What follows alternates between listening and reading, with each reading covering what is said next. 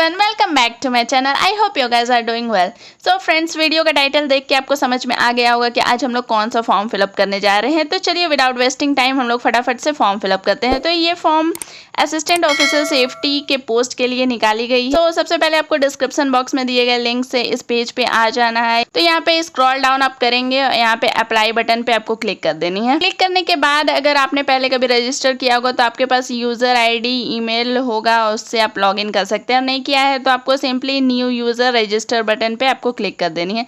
Click करने के बाद यहाँ पे आपको इस फॉर्म को फिलअप करना है। तो यहाँ पे चलिए फटाफट से फर्स्ट नेम अपना डाल लीजिए, लास्ट नेम डालनी है यहाँ पे। तो जिस भी कैटेगरी से आप बिलोंग करते हैं वो सेलेक्ट कर लीजिए। यहाँ पे जेंडर सेलेक्ट कर लेनी है आपको। यहाँ डेट ऑफ बर्थ आप अपना डाल लीजिए। फादर्स नेम यहाँ पे आपको फिलअप करनी है।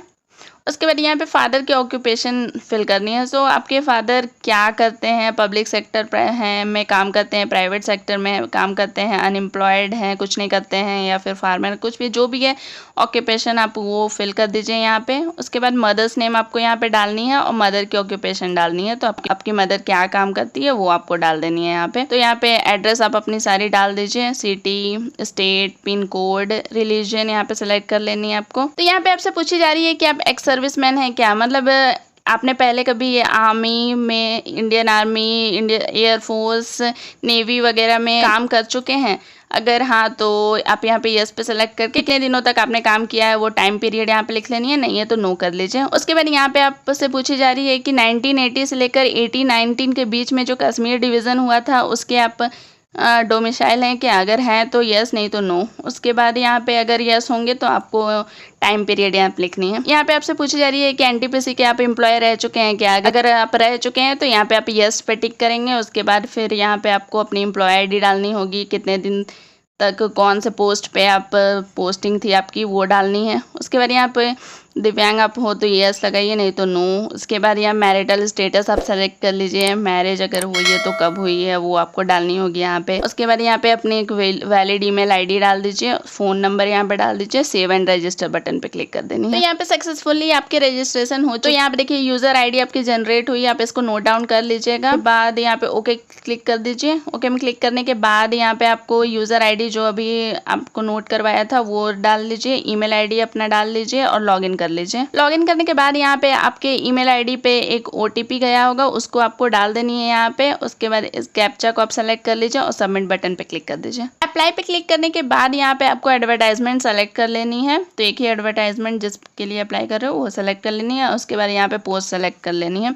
उसके बाद क्योंकि इस पोस्ट के लिए आपको मिनिमम 1 ईयर की एक्सपीरियंस चाहिए इंडस्ट्रियल सेफ्टी में, तो आपके पास एक्सपीरियंस है तभी आप इस फॉर्म के लिए अप्लाई कर सकते हैं। तो यहाँ पे आपको यस लिख लेनी है, एक्सपीरियंस आपके पास है तो।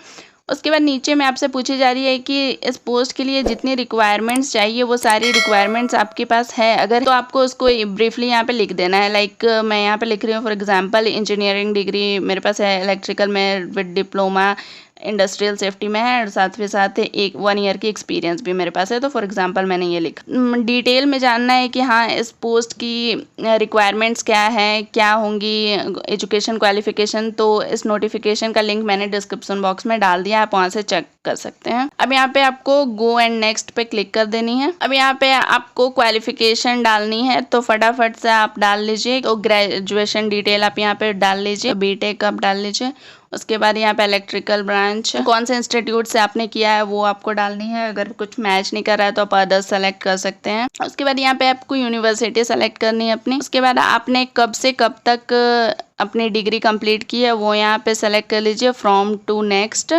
उसके बाद आपको आपकी सर्टिफिकेशन कब मिली है वो आप यहाँ पे 7 नंबर में सेलेक्ट कर लीजिए, डेट ऑफ एक्वायरिंग क्वालिफिकेशन में, और कितने परसेंटेज से आपने ग्रेजुएशन अपना पास किया वो आप यहाँ पे लिख दीजिए। और अब दूसरे नंबर पे आपको अपने डिप्लोमा की डिटेल यहाँ पे फिल करनी है। तो यहाँ पे क्वालिफिकेशन में डिप्लोमा आप डाल लीजिए, कौन से ब्रांच से आपने डिप्लोमा किया है वो डाल लीजिए। उसके बाद यहाँ कौन से इंस्टीट्यूट से किया है, कौन सी यूनिवर्सिटी थी वो डाल लीजिए। अगर आपको यूनिवर्सिटी और इंस्टीट्यूट मैच नहीं कर रही हो तो आप अदर सेलेक्ट कर सकते हैं।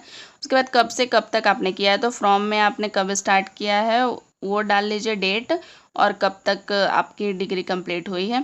और यहाँ पे 23 में आपको सर्टिफिकेशन कब मिली थी वो आपको डाल देनी है। यहाँ पे मार्क्स, आपने कितने मार्क्स के साथ डिप्लोमा कंप्लीट किया वो डाल लेनी है। अब यहाँ पे नीचे जाएंगे तो आपको एक्सपीरियंस आपको डालनी है। तो आप यहाँ पे डाल दीजिए कि आपने कहाँ से, मतलब कहाँ आप काम करते थे, कहाँ की एक्सपीरियंस है, वो आपको नेम, ऑर्गेनाइजेशन का नाम डालना है। साथ ही साथ आपको एड्रेस भी डालनी है उस ऑर्गेनाइजेशन की। उसके बाद यहाँ पे आपको 34 में कौन से पोस्ट पे आप काम करते थे वो डालनी है। उसके बाद यहाँ पे कब से कब तक आपने काम किया वो डालना है, फ्रॉम टू। उसके बाद सेक्टर यहाँ पे सेलेक्ट कर लेनी है आपको, सैलरी आपकी वहाँ थी वो आपको डालनी। अब यहाँ पे आपको अपने रोल को 150 कैरेक्टर में डिस्क्राइब करना है कि आपकी रोल वहाँ पे थी, आप क्या काम करते थे, तो वो आपको यहाँ पे अच्छे से डिस्क्राइब कर देना। अब यहाँ पे आप नीचे जाएंगे तो आपको यहाँ पे एक पासपोर्ट साइज फोटोग्राफ अटैच करनी है। तो ये जेपीजी फॉर्मेट में होनी चाहिए, जेपीईजी फॉर्मेट में नहीं होनी चाहिए। तो यहाँ पे आप passport size photo JPG format में अटैच कर लीजिए। यहाँ पे सिग्नेचर आपको अटैच करनी है। यहाँ पे आपको आपकी टेस्ट सेंटर चूज कर लेनी है। तो फटाफट से 2 टेस्ट सेंटर आपके नियरेस्ट जो भी है वो सेलेक्ट कर लीजिए। उसके बाद सबमिट एप्लीकेशन पे आपको क्लिक कर देनी है। अब यहाँ पे आपकी सक्सेसफुली एप्लीकेशन सबमिट हो चुकी है। ओके बटन पे आपको क्लिक कर देनी है। उसके बाद यहाँ पे रजिस्ट्रेशन आपकी सक्सेसफुली हो गई है। तो रजिस्ट्रेशन स्लिप को डाउनलोड करने के लिए यहाँ पे आपका एडवर्टाइजमेंट ये है। उसके बाद पोस्ट आपने इसके लिए अप्लाई किया है। तो सेलेक्ट डाउनलोड में रजिस्ट्रेशन स्लिप आप सेलेक्ट कर लीजिए। उसके बाद सेलेक्ट एपेनो में आप नंबर अपना सेलेक्ट, बाद यहाँ पे देखिए आपकी फॉर्म डाउनलोड हो चुकी है। सो गाइस, अगर आपको ये वीडियो अच्छा लगा हो तो लाइक बटन पे क्लिक करें और नेक्स्ट वीडियो का अपडेट पाने के लिए डोंट फॉरगेट टू सब्सक्राइब।